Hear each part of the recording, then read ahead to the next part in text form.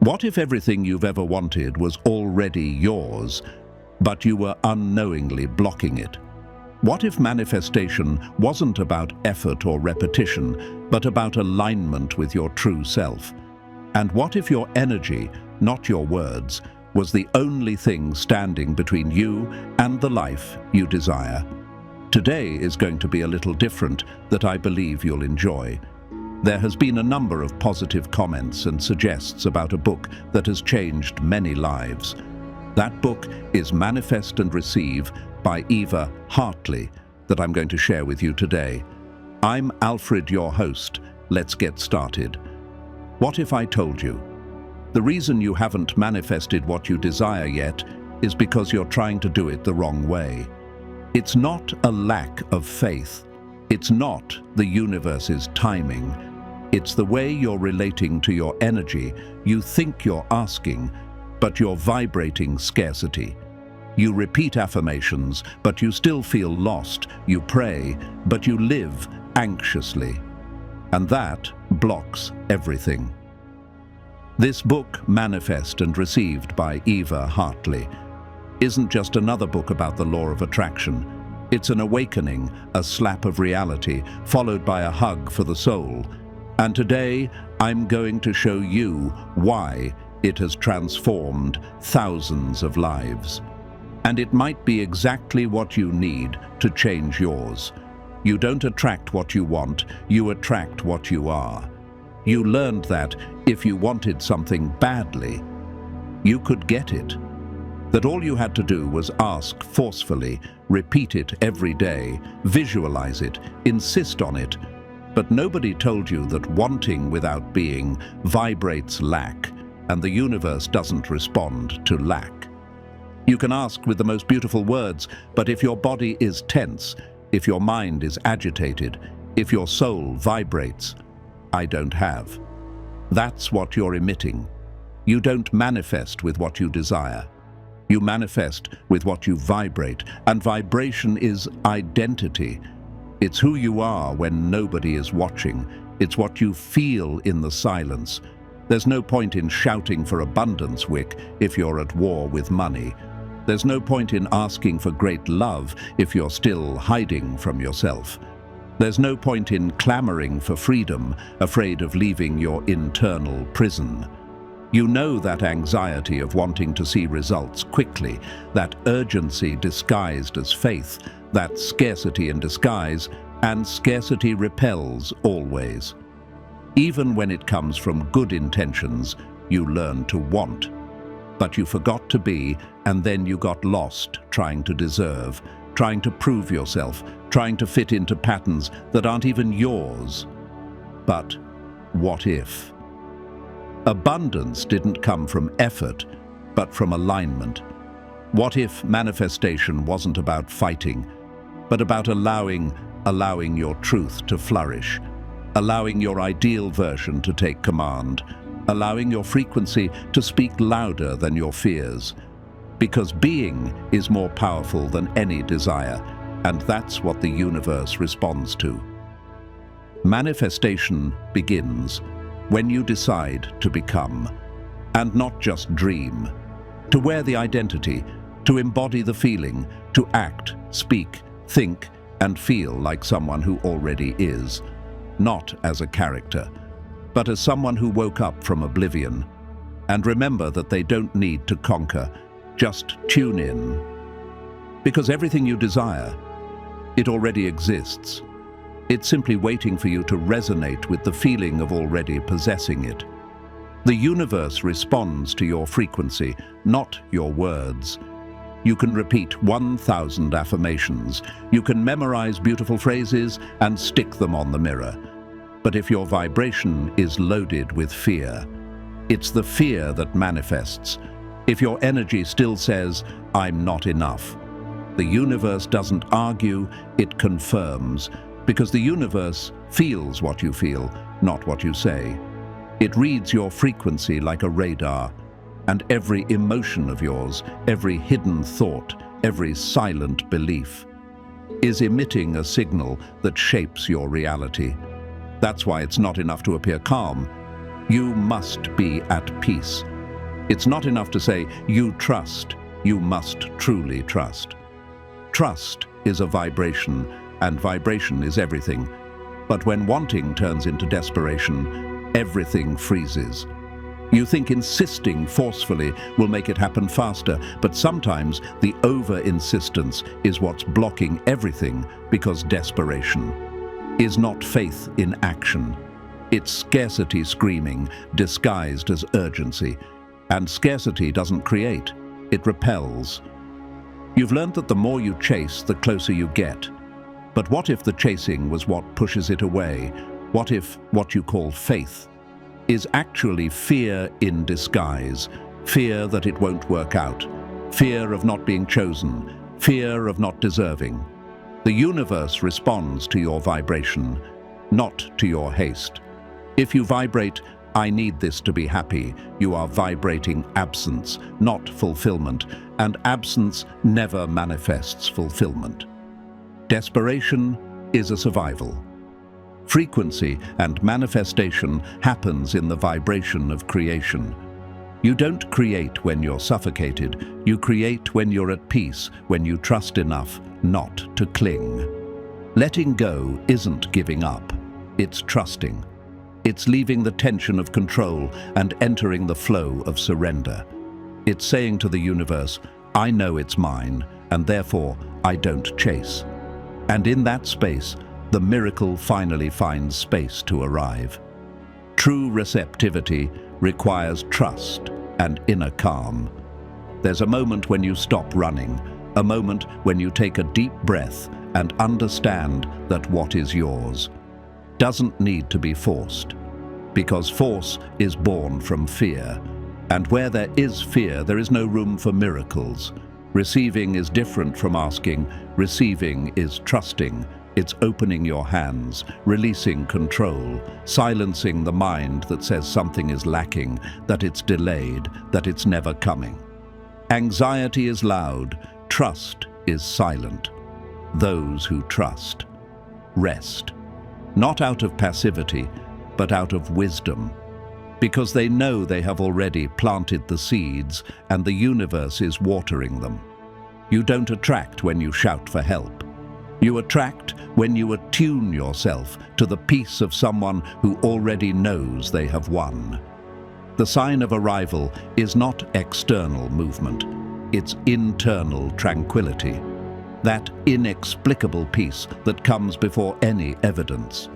Because feeling is the frequency of manifestation. Thinking is not enough. You've already realized that, haven't you? You can visualize, repeat, internalize. But if you don't feel as if it's already real, manifestation cannot find a path to be born. You've learned to think positive, but what if the thought doesn't vibrate with the heart?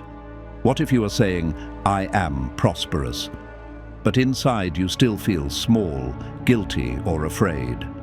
The universe listens to your emotional field, not your mental script. Feeling is pure vibration. It's the language of creation. It's what the universe understands without needing translation. That's why when you truly feel, you attune to what already exists. Want to manifest something great? Then feel what it would be like to live it now. How would your body react? What would your gestures, your posture, your voice be like? This feeling as if is the true portal of creation. Thoughts are seeds. Feelings are roots. It's what is rooted in you that manifests. Therefore, feel abundance before counting the numbers. Feel love before seeing someone arrive. Because feeling is the signal the universe follows. And when you feel it, you can already give thanks even before receiving. Gratitude is a secret code, a vibrational shortcut. When you give thanks beforehand, you're saying, I have already received. And the universe, like a faithful reflection, says, then here it is. But take heed. It's not forced gratitude, it's genuine gratitude. gratitude for being alive, for being learning, for being becoming. When you learn to give thanks for the invisible, you activate the magnetism of the inevitable. You align yourself with the vibration of fulfillment. And that frequency attracts everything that is in resonance effortlessly, without struggle, without scarcity. Gratitude is trust, clothed in feeling. It's faith in the form of presence. It's the vibration of someone who has already received, even if the world hasn't seen it yet. But the universe already has.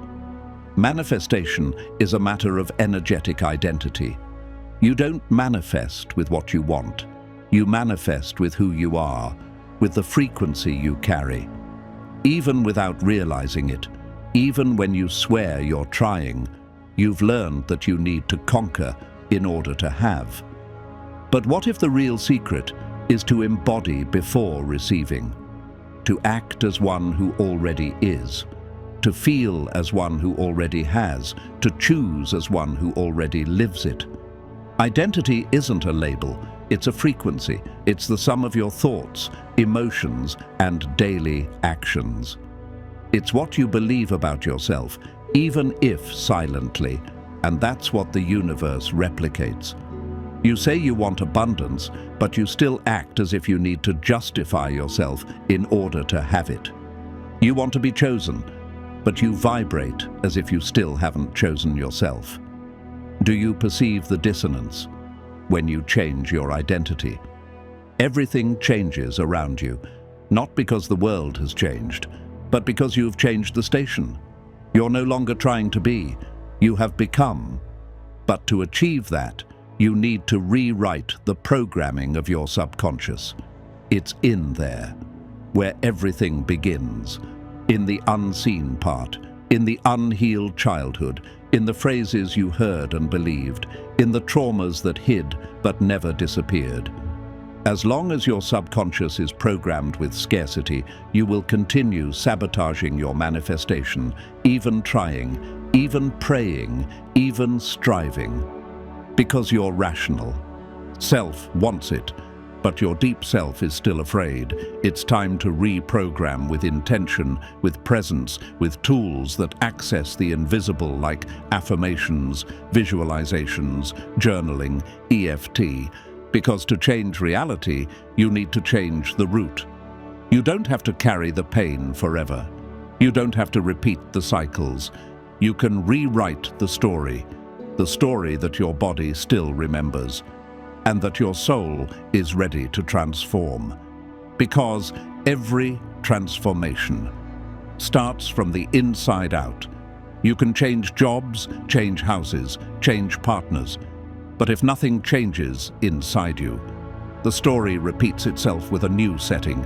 You learn to solve the outside, but no one taught you to dive into the inside, and that's why the patterns return. No, the pains return, the same frustrations disguised.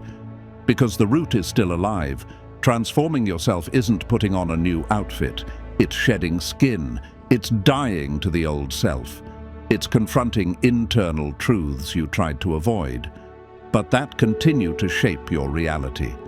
You think the world rejects you, but it's you who still rejects yourself. You think the universe ignores you, but it's your internal voice that still says, "I'm not enough." And the external only reflects what you vibrate in silence. Want to change everything? Then stop running outside and come back inside.